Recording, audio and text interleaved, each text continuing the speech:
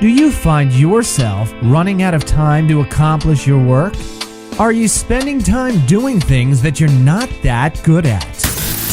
There are effective ways to outsource these tasks so you can focus on your business. This is the Virtual Success Show. We bring the inside scoop on outsourcing success for entrepreneurs by entrepreneurs. And now, here are your hosts, Matt Malouf and Barbara Turley. Hey everyone, and welcome back to another Virtual Success Show. Matt, how's it going? Going well, Barb, and yourself? Great, thank you. Another fantastic week as always of, learning virtual success with my teams. Oh, it's always an interesting week, isn't it? It's a journey. And look, today's show, I'm actually really excited about today's show because I have one of my favorite people on the planet on the show. Annette Lackovic, welcome to the show. Thank you. So favorite people. I love that. Yes. You're one of mine too, Barbs. You do. You light me up a lot, especially on social media. But I really wanted to get you on the show, Annette, because as you and I both know, you basically, your virtual assistant was one of the first that we placed at Virtual Angel Hub, which is when I started the business. And what I just love, and I want to share this story with the listeners, was that, we got this great VA and I was really excited about this particular person because I thought she was perfect for Annette. And so she started working with Annette, and within, I think it was week 2, maybe week 2 or 3, yeah. Annette, an email comes through. I think it was might have been week 1, week 2. An email comes through from Annette to me.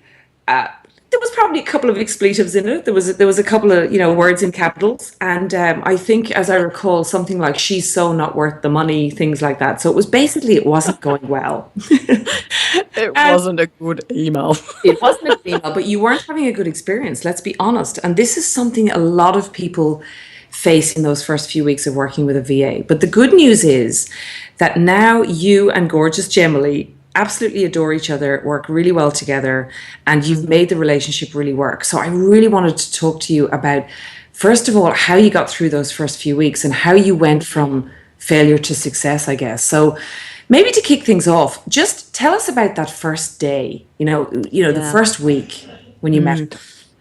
The hardest bit is most entrepreneurs, we need somebody in our business because it grows, and we tend to put them in at the wrong time.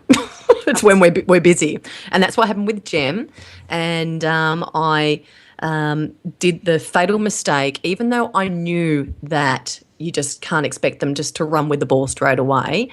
I thought a week would be enough, and it wasn't. And I really wanted her to run with the ball, and just things weren't happening fast enough. And because I had so much on, I did know that I'm the one that needs to train her up. And I think this is the hard bit, is you've got to train the person up whilst you're trying to do your job, and you feel like you're doubling up. But what happened after that first week, and I sent you that email, I'm very, open communicator. So I also said to her, this is not working the way that I want it to. I really need you to work and get these tasks done quicker, get these tasks completed quicker. And she said, don't worry, this is not how slow I like to work either. I like to work much more efficiently. So it was just great for her to confirm that. I wanted to pause there for one sec, because one thing I notice people doing, and I've seen this happen a lot, you're quite direct, and I think a lot of people shy away from the direct conversation because they confuse a direct conversation with being mean. And often I see people wanting their VA to like them and think that they're nice. So they want to sort of, they avoid those direct, and just being honest, being open and honest about what they need to feel supported by their VA. Yeah. Well, for me, it's always, look, no, a person cannot improve themselves if they don't know what's going on. And it's vice versa. For me, I knew that I had to be more patient, and I just loved your response because you said, please just give it one more week, because I think you knew that it was just in that time of when Gem is about to peak and go into that she understands the business and she can now run with the ball, but I was just in that teething stage. So just when you said that, I went, okay, I'm just going to hang in there. And with her response as well, well, saying, don't worry, I don't want to work like this either. I'd like to work faster. That just reassured me so much that, okay, great, she's open to feedback, and she's wanting to grow as well. So it was just a perfect affair. Yeah, good. Okay, so then we got in. So you had that conversation. Actually, how was that conversation? Did you feel uncomfortable? Were you feeling icky about it? I mean, you're pretty good at this stuff, but I think some people feel icky about the conversation. No. Good. I didn't. But I did dodge the verbal conversation. I did write it in email. Oh, okay. So I did probably what a lot of people do now is they don't pick up the phone. Yeah. So I think that was, I said, oh, let me just write this. And I did write it so it wasn't attackive. And I think that's what's really important is sometimes you can write things in haste, like my email to you. And it's really because I know she's not going to perform at her best if she feels like she's going to lose her job. I know that she's not going to perform any better if she's scared. So I think from memory I wrote it and then just went, right, let me just clean up the the language a little bit. Yeah. Annette, can I ask a question?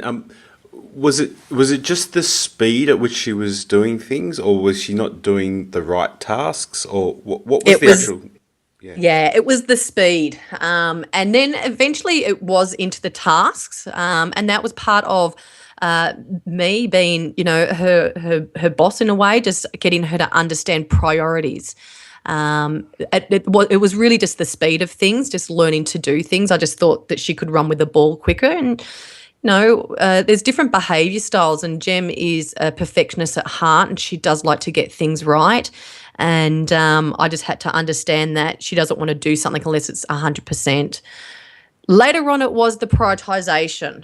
But then I just knew that was just whenever there's errors that show up, we have to understand as business owners it's because normally it's a lack of communication. So if we have not, gone through and said, this is the most important thing that gets done, when an email comes through with this, or this is in your tasks, I've gone onto Asana, and that was thanks to Barbara actually introduced me to that as well. But she understands that what's the priority, the highest priority, and then, some of the other things like graphics, that type of stuff, which is, I call it the fun work, gets done later.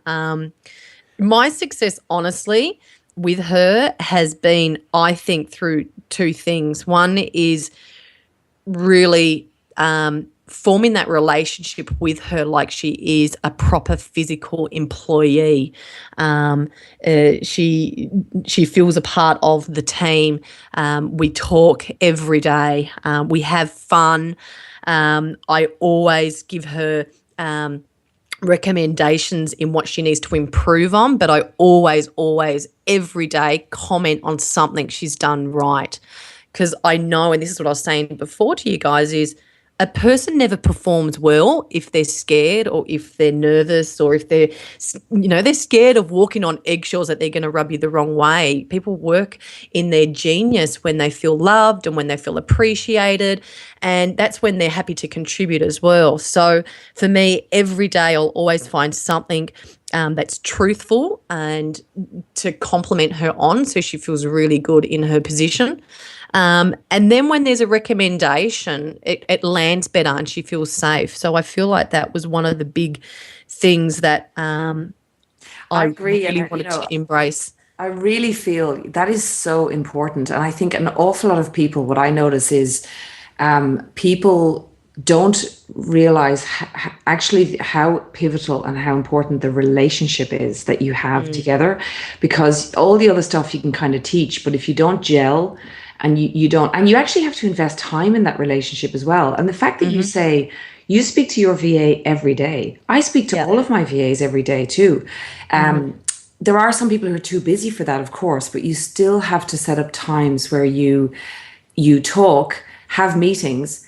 And then you also need time to have a little bit of a joke together and a bit of a chit chat, Yeah, we love the little pictures on Skype. You know, the little the little icons you put in. So sometimes we have the little Michael Jackson dancer, and it's just like fun. You might just smash out a task, and we've both achieved it, and then we just it's so important. And my behaviour style as well as Gem's, we're a good match in that. Like we've got to have a little bit of fun in the day. And there's days when we're doing launches and we don't get to talk much and we're just smashing out a whole heap of tasks, and we just know that at the end of the day we do the wrap up. But I find with that connection side of it, Barbara, is when having her feel that she's appreciated. I find what I always have with her is there's times we've actually smashed out, and I mean smashed out, the most ridiculous amount of project launches. We've done 3 launches in 2 months. Like this is what people would probably do in a year. And can I also mention there, and because I know your business and I also know Gem, your VA, she also did not have experience with product launches, right? So she was not experienced in that area, and for her to rise to that level so quickly, it really is a testament to you as well, because you've taken her there, on that journey, and you haven't expected her to sort of just be like that on day one or to get there by herself. You've taken her on that journey with you. Successfully. I think, yeah. With Gem, I actually asked her, I noticed that sometimes she was doing, and this is what Matt was saying before about the priority of tasks. Every now and again, this is when I had to have the conversation with, this was right near the start, she'd start sending some graphics through, and I didn't even ask for it. It might have been my sign-off logo, or it was just like all these different things, and this is the way we can book, and she's making these pages all pretty, and I thought that really wasn't even in the task to do. And then I said to her, what are you really passionate about? And she said, I really love doing graphic design. And I thought, no joke. Yeah. So, question. So I actually thought, well, whenever I have some graphics to do, if we have the time, I'm going to get her to do that first, to have a go at it, just to help grow her passion and her skill. Because, as my business grows, there's going to be things that we're going to fill different spots. And she's done amazing. She's done all the graphics for all my launches, for the past 3 launches. And what I was saying was, because of that feeling of that connection and feeling that they're part of something, they're part of a team, they're not just a virtual assistant, they're actually a part of something bigger. She worked an extra 3 hours late at night. And we had all this stuff to actually get out, and we had time frames around it. But then it's, how do you repay them as well? So for me, we worked so hard. The next day I gave her a surprise and said, there's no work today and there's no work on Monday. And it's just, how can I reward her for actually putting in that extra time and not complaining, not saying I have to clock off at this time. And I think that's the difference of building a culture within your virtual business as well. Yeah, I mean, a couple of things I'm noticing in you saying that is, and what you mentioned about the fun element earlier, is that sometimes I see people as well. Obviously, we want to get when you're paying for a staff member, you want to get the most out of them. But I see people making the mistake sometimes of sort of treating them like a lemon to be squeezed down to the last drop, because they want to get the most out of the time that they have with this VA or whatever. And I think, it's okay sometimes that for 2 hours you kind of did nothing, you only have a joke on Skype and do a new image, or I don't know, or have a chit chat about the future of the business or whatever, because I do that all the time. And I think that is actually, if I could say, the secret of my success has been to have those downtimes together as well. Yeah. Yeah, and they're not machines. They're human beings like us. We all need that breather. Yeah, absolutely. And like I said, that fun, there's scientific proof about the expansion of the mind and the opening of learning and the feeling of security when you do have fun. And if you're not having that connection with your team at the moment, you're actually doing yourself and your business a disservice. Absolutely.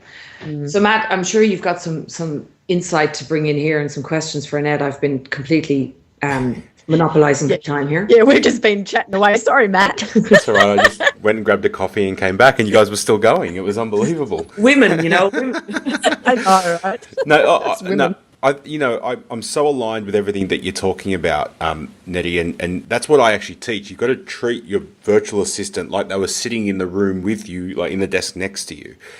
And that is, I can't emphasize that point enough. I've got a question though, which is knowing what you. Oh, sorry, I've got two questions. How long have you and your VA been working together now?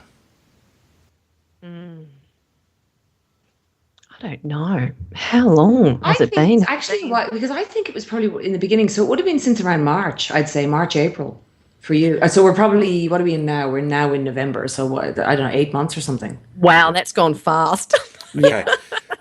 So Yeah. if you look back at So that how long? 8 months.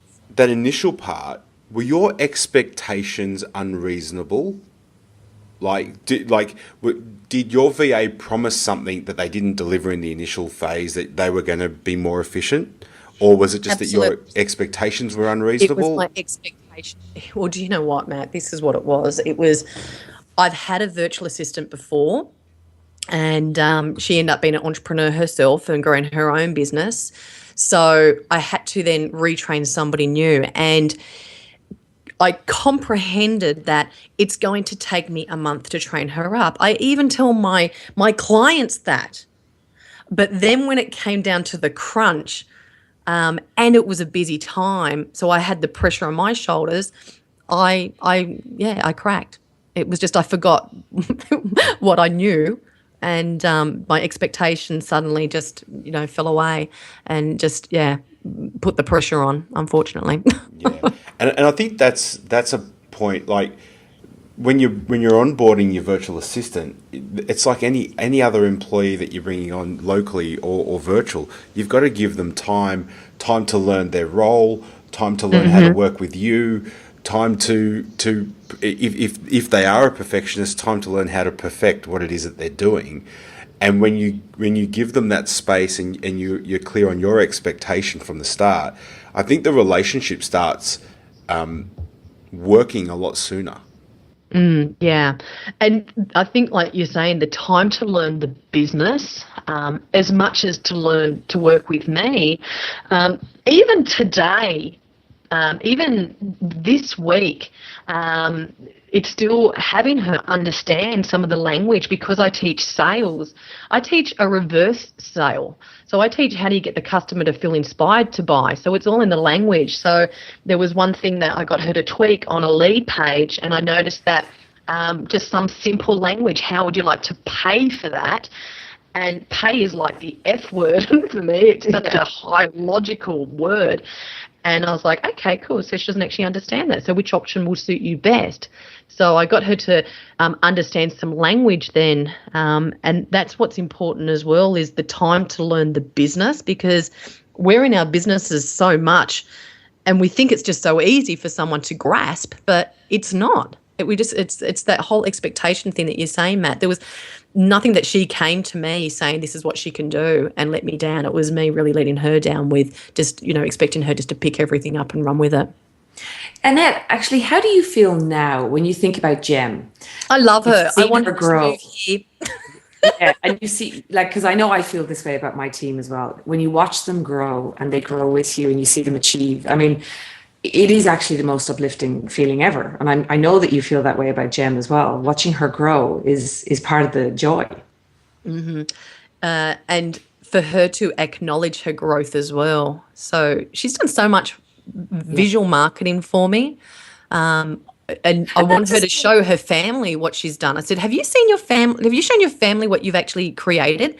Before you started with me, this is just something that you've liked to do, but look what you've actually done. Like, you've done a whole marketing campaign. You didn't actually know. When we first got her, we didn't realize that was a skill set that she was actually hiding. That was a little hobby skill set that she had that you've really developed in her. And it was just by asking the question and allowing her to play in her genius zone, I guess. The other question I want to ask you, because you started out with a part-time with her part-time. And then you very quickly moved to taking her on full time. And I want to know your view, because I've got a view on this around, I took full time staff straight away because I wanted them in my business. What's the difference between having someone part time and full time, would you say?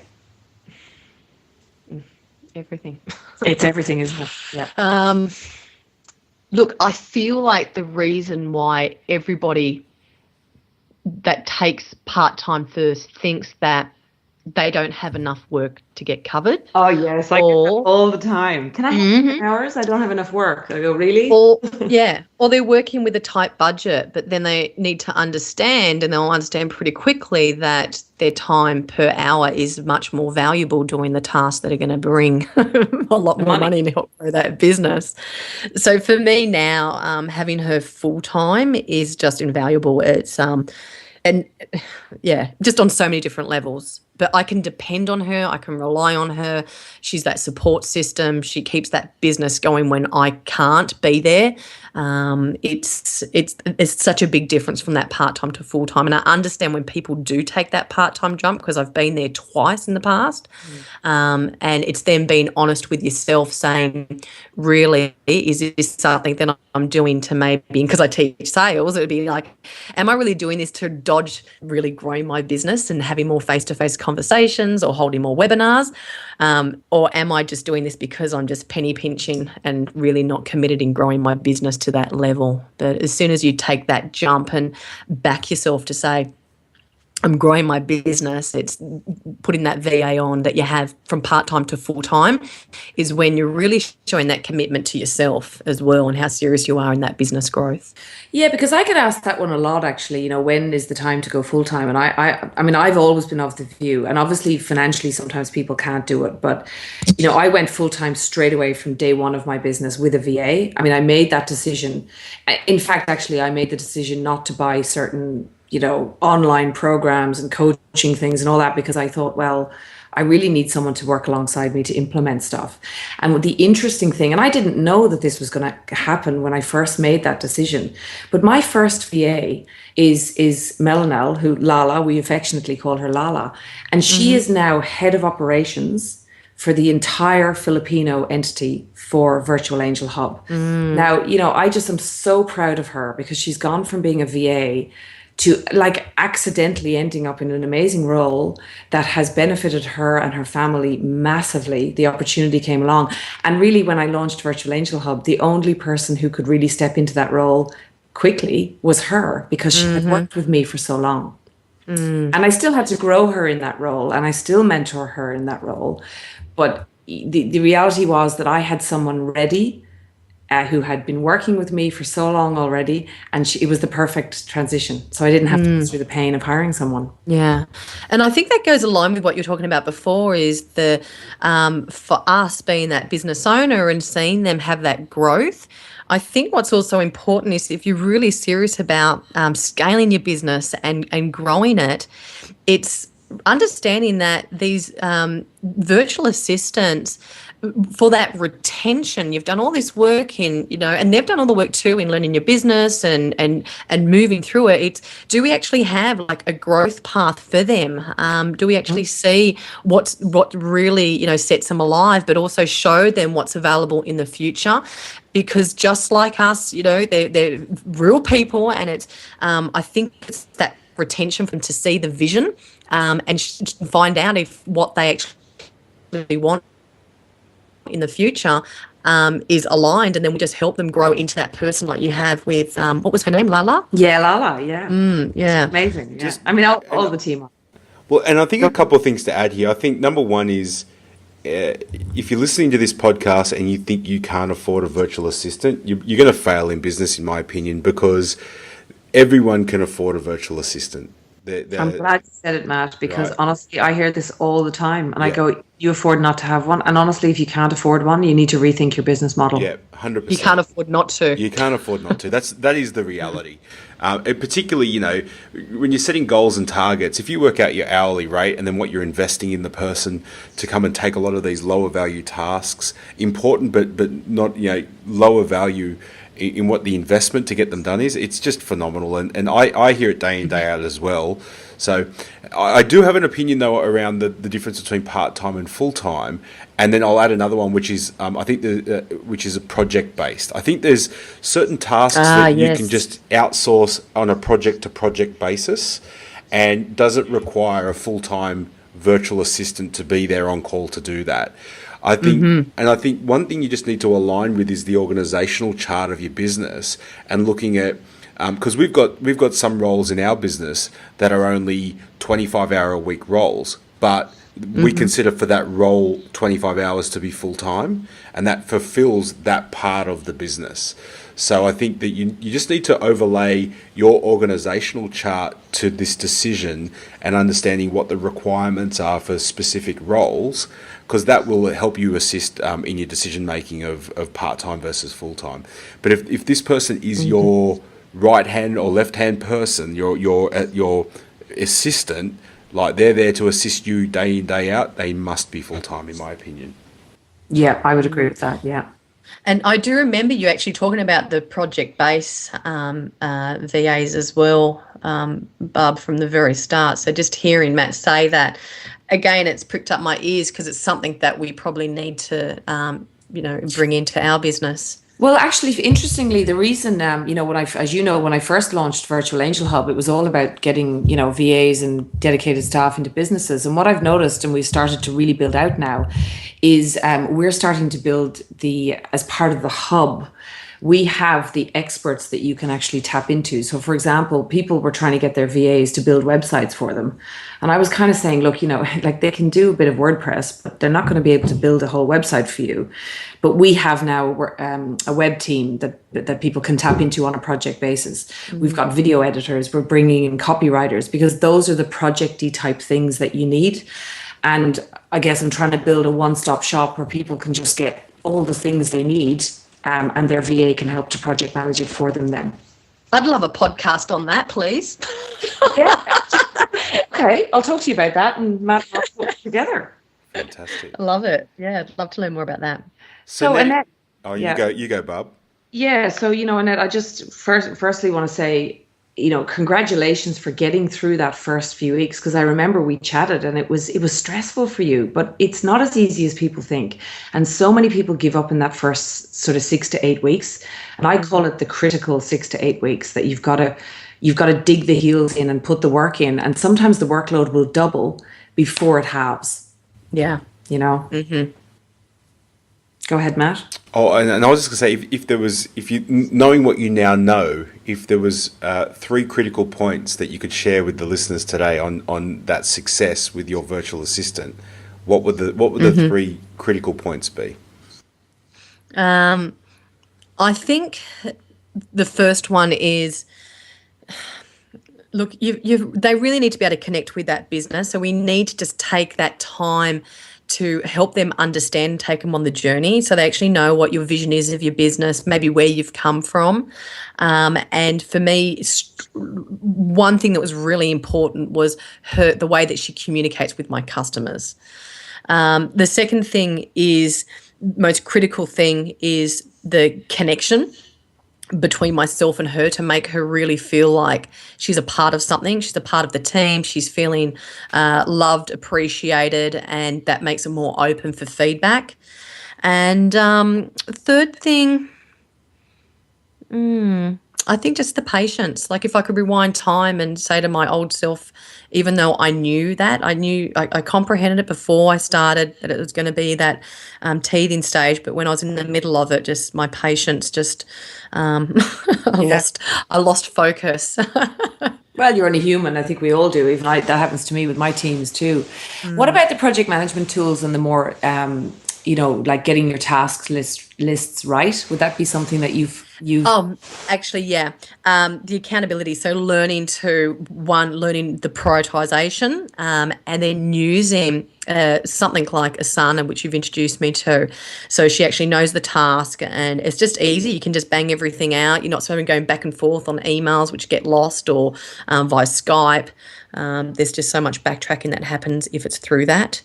But the accountability side of it, through some type of system, really helps with those tasks and the projects. Yeah, great. Annette, thank you so much for joining us on the show. I mean, My pleasure. Was so excited to get your insight, and also because we haven't really ever had this conversation since those initial days of how did you go from that to success. It was, it's a testament to to the growth of your business as well. And I've seen your business grow since you've taken Jem on. I've seen massive things come out. So. Oh yeah, I wouldn't be able to do half the stuff without her. Yeah, definitely. Thank you so much for helping share my message of my journey. Yeah, thanks, Nettie. I hope some of you listeners have taken some great points away about what not to do and what to do. Yeah, and look, if the listeners, if you do have other people that are trying to get success in this area, then please share the show with them, because we're really committed on this show to not just talking about why you should have, get engaged virtual teams, but how to get success with virtual teams, because that's really the area that both Matt and I really feel is lacking in the market, that nobody's really talking about that. So this is the show. This is the show. Right. Okay, so until next week, Matt, see you next week, and talk to you soon. Thanks very much. Bye, guys. See you guys. Thank you for listening to the Virtual Success Show. If you found this show helpful, take a moment to share it with a friend so that we can all grow together. Find out more about the inside scoop on outsourcing success by going to our website, virtualsuccessshow.com. Until next time, thanks for listening.